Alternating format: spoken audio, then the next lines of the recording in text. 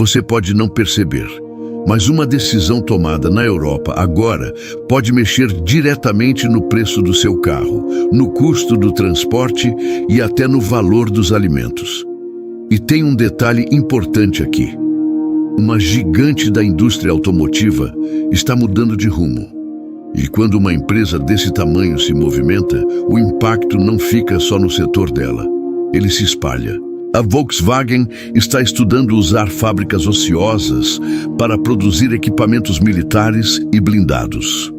Isso acontece em meio ao aumento das tensões geopolíticas na Europa, especialmente após conflitos recentes e o reposicionamento estratégico da Alemanha.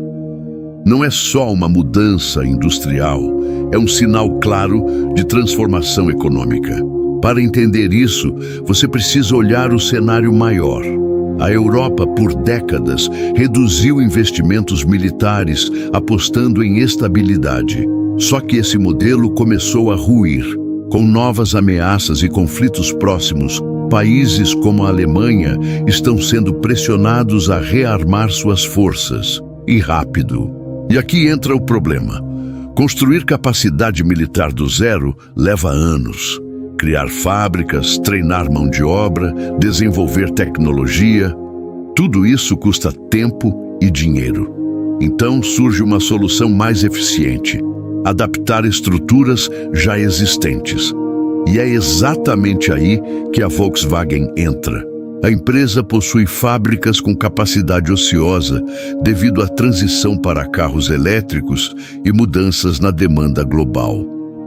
Ou seja, existe infraestrutura pronta, trabalhadores qualificados e logística funcionando. Em vez de deixar isso parado, por que não redirecionar para a produção militar?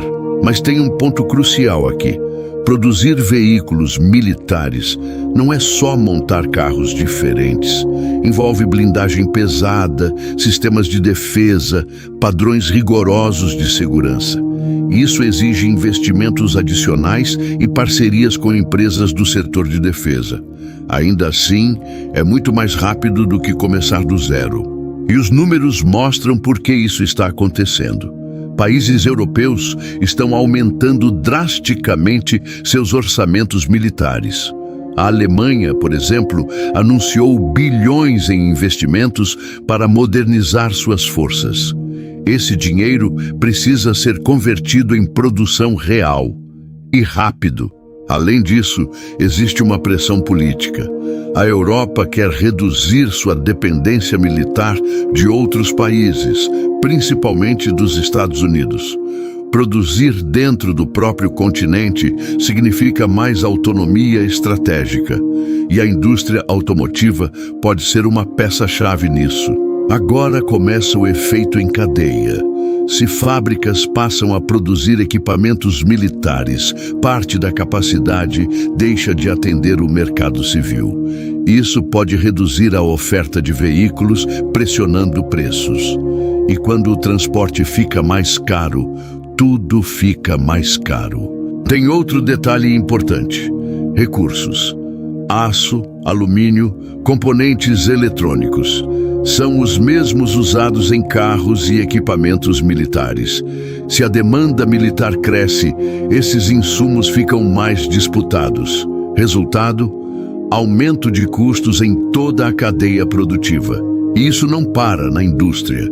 Transporte mais caro impacta alimentos, energia, logística. O frete sobe, o preço final sobe. Ou seja, uma decisão estratégica na Europa pode sim afetar o seu supermercado aqui no Brasil. Além disso, investidores começam a mudar o foco. Empresas ligadas à defesa ganham destaque, enquanto setores tradicionais podem sofrer ajustes. Isso mexe com bolsas, fundos e até aposentadorias que dependem desses mercados. Esse movimento não é inédito. Durante períodos de guerra ou tensão global, indústrias civis já foram convertidas para a produção militar. Foi assim na Segunda Guerra Mundial, quando montadoras passaram a fabricar tanques e aviões. E sempre que isso acontece, existe um padrão. Crescimento econômico no curto prazo, impulsionado por gastos militares, seguido de distorções no mercado, inflação e ajustes difíceis depois. A história mostra que essa transição nunca é neutra. Outro exemplo mais recente é a corrida por chips. Quando governos passaram a tratar semicondutores como questão estratégica, vimos investimentos massivos e mudanças na cadeia global. O resultado? Escassez e aumento de preços. Exatamente o tipo de efeito que pode se repetir aqui. Olhando para frente, existem dois cenários. No primeiro, a Europa consegue equilibrar essa transição, mantendo produção civil e militar sem grandes rupturas. Isso exigiria coordenação, investimento e tempo. Três coisas que nem sempre andam juntas. No segundo cenário, mais provável no curto prazo, vemos pressão sobre preços, mudanças na indústria automotiva e maior militarização da economia europeia. E isso pode acelerar ainda mais a fragmentação econômica global. E é aqui que vale a reflexão. Quando grandes empresas mudam de direção por causa da geopolítica, não é só estratégia. É sinal de que o mundo está mudando. Se você quer entender para onde a economia vai e como isso afeta o seu dinheiro, acompanha o canal, porque os próximos movimentos vão ser decisivos.